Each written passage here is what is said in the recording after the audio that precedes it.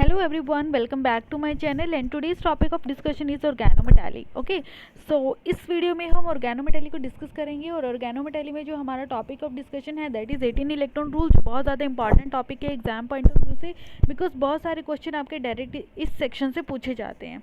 सो इस सेक्शन में हम क्या पढ़ने वाले हैं according to this rule. Transition metal compound, transition organometallic क्या होता है. आपका जो ट्रांजिशन मेटल एटम है जब वो कार्बन के साथ बॉन्ड फॉर्मेशन करता है तो हम उसको बोलते हैं organometallic compounds. Okay so will be thermodynamically stable if they contain 18 electron in their valence shell.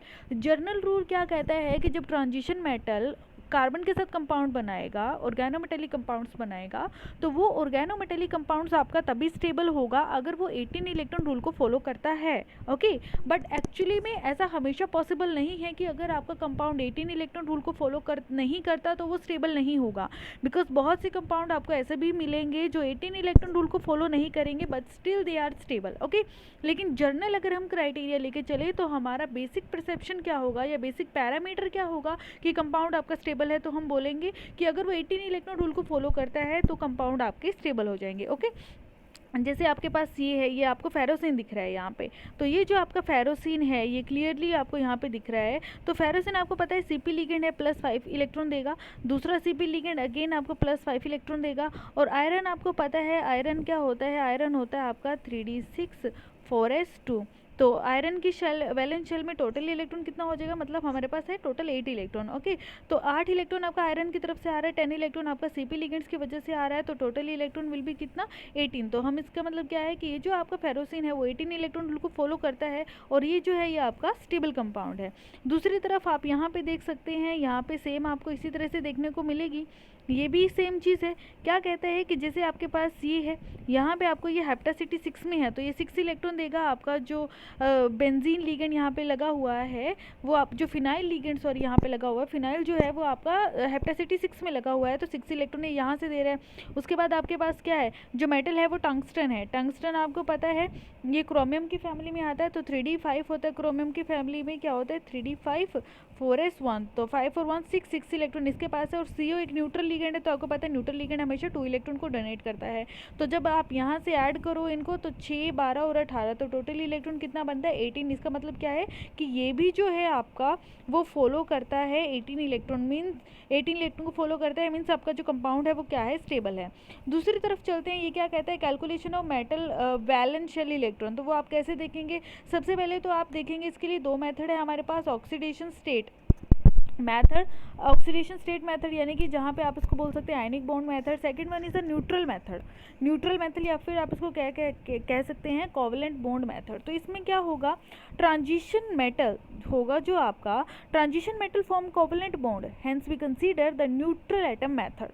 S block organometallic compounds formed ionic bond except beryllium it will formed covalent bond. S block में आपको पता ही है कि जो beryllium होता है वो सबसे स्मॉलेस्ट जो है साइज़ का माना जाता है, स्मॉलेस्ट साइज़ उसका होता है. और जहाँ पे साइज़ बहुत ज़्यादा छोटा होता है आपको पता है कंपाउंड जो है वहाँ पे वो जनरली कोवेलेंट बनते हैं. ठीक है तो बेरिलियम वहाँ पे कोवेलेंट का बन जाएगा तो आप उसको छोड़ सकते हैं. और एस ब्लॉक के जो ऑर्गेनोमेटेलिक कंपाउंड्स बनेंगे वो जनरली कैसे बनेंगे, आयनिक बनेंगे. तो आयनिक मेथड और कोवेलेंट मेथड से इलेक्ट्रॉन जो निकलेगा वो तो सेम निकलेगा, लेकिन जो कोवेलेंट मेथड होता है वो थोड़ा इजी होता है, वहाँ पे इलेक्ट्रॉन को कैलकुलेट करना थोड़ा ज़्यादा इजी होता है.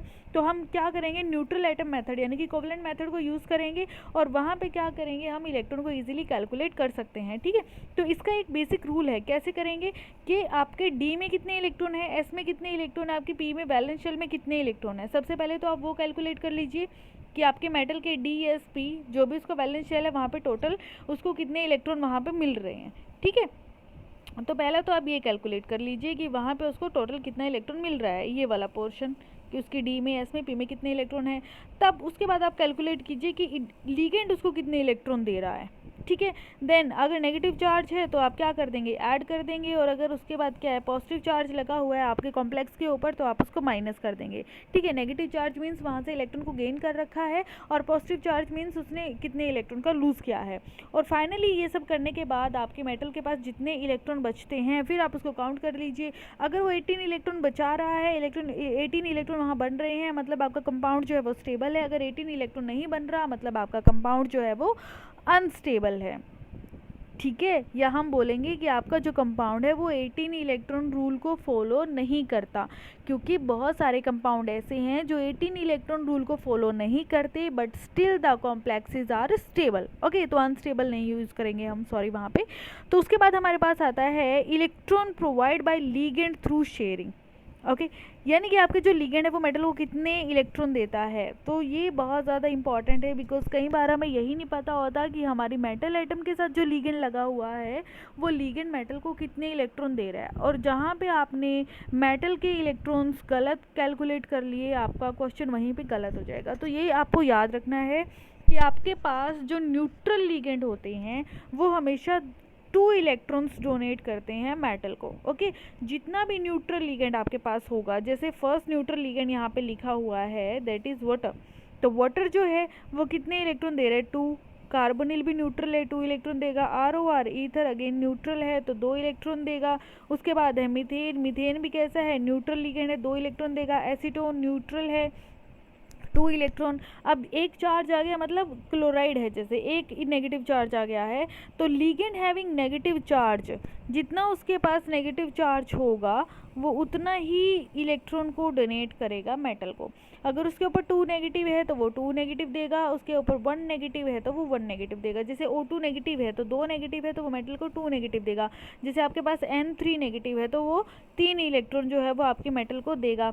SiR4 है, ये क्या है, न्यूट्रल है, तो ये तो 2 इलेक्ट्रॉन देगा। SiR3 नेगेटिव, एक नेगेटिव है तो 1 इलेक्ट्रॉन देगा, 2 नेगेटिव है तो 2 इलेक्ट्रॉन देगा। SiR3 नेगेटिव हो गया, यानी कि जितने R वो निकलते जाएंगे उसके ऊपर उतना नेगेटिव चार्ज आता रहेगा। और अगर SiR है 3 नेगेटिव है तो वो 3 इलेक्ट्रॉन मेटल एटम को देगा।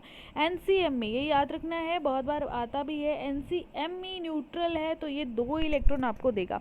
अमोनिया आपको पता ही है, न्यूट्रल है, 2 इलेक्ट्रॉन देगा।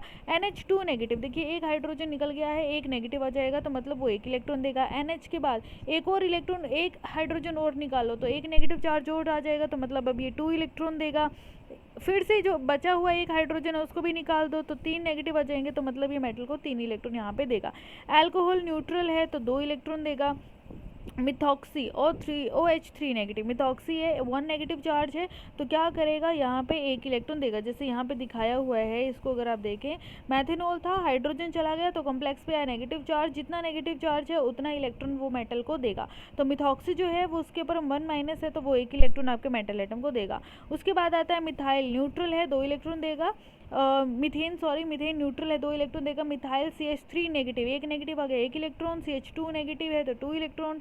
CH3 negative, 3 electron. और आपके पास है अगर C पे कोई हाइड्रोजन नहीं है तो वो वहाँ पे 4 इलेक्ट्रॉन आपके मेटल एटम को देगा।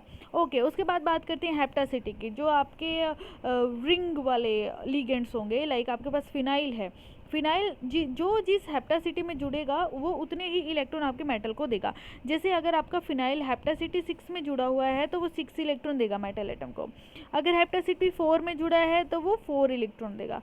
हेप्टासिटी 2 में जुड़ा है तो वो 2 इलेक्ट्रॉन देगा। ठीक है, तो ये हमने देखना है कि वो किस हेप्टासिटी में जुड़ा हुआ है। कई बार यही क्वेश्चन पूछा जाता है कि आपका जो लिगेंड है वो कितनी हेप्टासिटी में जुड़ा हुआ है आपके मेटल एटम के साथ। ठीक है, क्या करो, 18 इलेक्ट्रॉन बनाने होते हैं हमने, तो 18 इलेक्ट्रॉन को बना के देखो। लिगेंड जो हमें पता है कि जो हमारा जैसे फिनाइल लिगेंड है उसके पास 6 जो इवन नंबर वाले हैं वो हमेशा इवन हेप्टासिटी को प्रेफर करते हैं, जो ओड नंबर वाले हैं वो ओड हेप्टासिटी को प्रेफर करेंगे। जैसे जो आपका फिनाइल लिगेंड है वो हेप्टासिटी 6, 4, 2, इसके अलावा वो किसी हेप्टासिटी में नहीं जाएगा। 6 कार्बन एटम है तो वो हेप्टासिटी 6, 6 के बाद 4, 4 के बाद 2। ठीक है, तो 18 इलेक्ट्रॉन बनाओ और ऐड करते जाओ कि कितने इलेक्ट्रॉन फिनाइल की तरफ से आ रहे हैं। 18 इलेक्ट्रॉन बनाने के लिए तो उतनी ही हेप्टासिटी में आपका जो लिगेंड है वो आपकी सेंट्रल मेटल एटम के साथ जुड़ेगा। ठीक है, जैसे जब ये अभी नेक्स्ट, जैसे ये है हमारे पास CP लिगेंड है, CP लिगेंड पे -1 चार्ज है। ओके, तो यहाँ पे ये हेप्टासिटी, यहाँ पे odd number of carbon atom है तो यानी कि ये ओड हेप्टासिटी को ही प्रेफर करेगा। तो अगर ये हेप्टासिटी 5 में जुड़ा हुआ है तो ये 5 इलेक्ट्रॉन देगा। हेप्टासिटी 3 में है तो ये 3 इलेक्ट्रॉन देगा। और अगर ये हेप्टासिटी 1 में जुड़ा हुआ है तो ये 1 इलेक्ट्रॉन देगा। जैसे आपके पास C कॉम्प्लेक्स है, आप इस कॉम्प्लेक्स को देखिए, यहाँ पे क्या है, इरिडियम है, एक CO लिगेंड लगा हुआ है। उसके बाद है क्लोराइड, क्लोराइड के बाद यहाँ पे जुड़ा हुआ है आपके पास, देखिए यहाँ पे 3 कार्बन एटम है। और ये क्या है, जो आपका इरिडियम है वो सेंटर से जुड़ा हुआ है। अगर आपको ये अच्छे से दिख रहा है तो आप यहाँ पे देख सकते हैं कि ये सेंटर से जुड़ा हुआ है, यानी कि ये हेप्टासिटी 3 में जुड़ा हुआ है। और उसके बाद आपके पास यहाँ पे एक ब्यूटाइल लिगेंड लगा है, जो आपका साइक्लोब्यूटाइल लिगेंड लगा हुआ है, जो आपका हेप्टासिटी 4 में जुड़ा हुआ है। तो आपको बताना है कॉम्प्लेक्स पे चार्ज है पॉजिटिव, तो आपको बताना है कि क्या ये 18 इलेक्ट्रॉन रूल को फॉलो करता है। तो हमें पता है इरिडियम जो है उसके पास वैलेंस शेल में 9 इलेक्ट्रॉन है। ओके, तो और ये हेप्टासिटी 4 में जुड़ा हुआ है, तो 4 इलेक्ट्रॉन यहाँ से आ जाएगा। उसके बाद कार्बोनिल न्यूट्रल लिगेंड है, तो ये 2 इलेक्ट्रॉन देगा।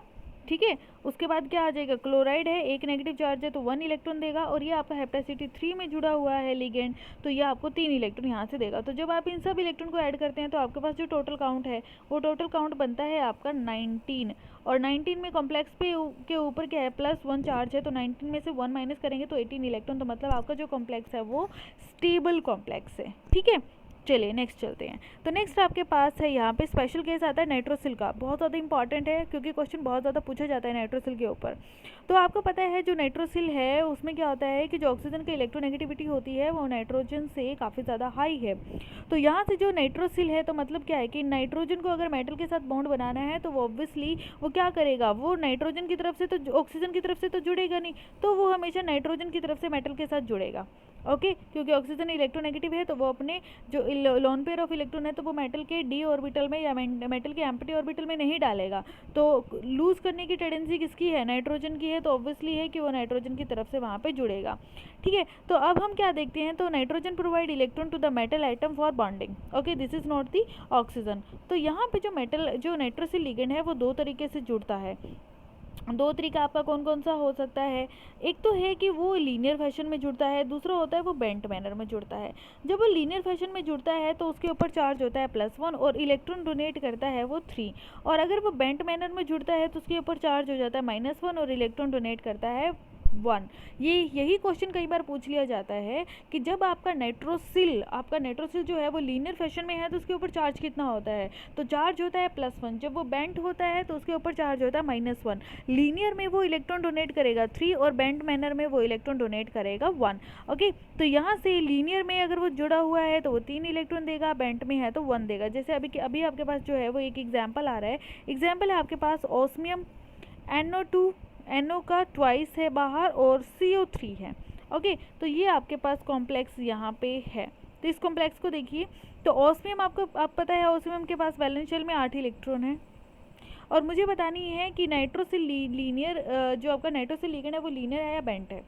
तो 6 इलेक्ट्रॉन आपका यहाँ से आएगा, तो 6 हो गया और 8 हो गया, 6 और 8 कितना हो गया, 14 जुड़ा है मेरे पास। इसका मतलब क्या है कि ये जो 2 NO है, ये जो 2 NO मेरे पास हैं ये कैसे जुड़ सकते हैं कि एक NO 3 इलेक्ट्रॉन दे दे और एक NO कितना दे दे, 1 इलेक्ट्रॉन। अगर ये इस तरह से जुड़ जाएं तो 4 इलेक्ट्रॉन मेरे NO की तरफ से आ जाएंगे और 4 इलेक्ट्रॉन मिलते ही मेरा कॉम्प्लेक्स में 18 इलेक्ट्रॉन हो जाएगा और ये स्टेबल हो जाएगा। तो 3 कब देगा, जब वो लीनियर फैशन में होगा, और 1 कब देगा, जब वो किस फैशन में होगा, बेंट मैनर में। तो यहाँ से हमें पता चल रहा है कि एक जो NO लिगेंड है वो लीनियर में जुड़ा हुआ है और एक NO लिगेंड जो है वो बेंट में जुड़ा हुआ है, तभी यहाँ पे ये 4 इलेक्ट्रॉन देगा और मेरे पास टोटल 18 इलेक्ट्रॉन बन जाएंगे। तो इसका मतलब क्या है कि एक लीनियर NO है और एक बेंट NO है, और अगर ये इस तरह से जुड़ेगा तो आपका जो कॉम्प्लेक्स है वो काफ़ी ज़्यादा स्टेबलाइज हो जाएगा क्योंकि उसने 18 इलेक्ट्रॉन रूल को फॉलो कर लिया है। तो क्वेश्चन आपके पास इस हिसाब से भी आ सकता है कि आपको बताना होता है कि नाइट्रोसिल लीनियर में जुड़ा है या बेंट में जुड़ा है, तो आप इस तरह से बता सकते हैं। ठीक है, चलिए इस वीडियो में इतना ही। नेक्स्ट वीडियो में हम करेंगे मेटल कार्बीन कॉम्प्लेक्स, बहुत ज़्यादा इंपॉर्टेंट है और क्वेश्चन बहुत बार आता है। सो आज का वीडियो अच्छा लगा तो please like, comment, share and subscribe करें चैनल को, और अगर आपको कोई डाउट है तो आप कमेंट सेक्शन में जाके ज़रूर बता सकें। Till then take care, bye, stay home, stay safe, thank you very much.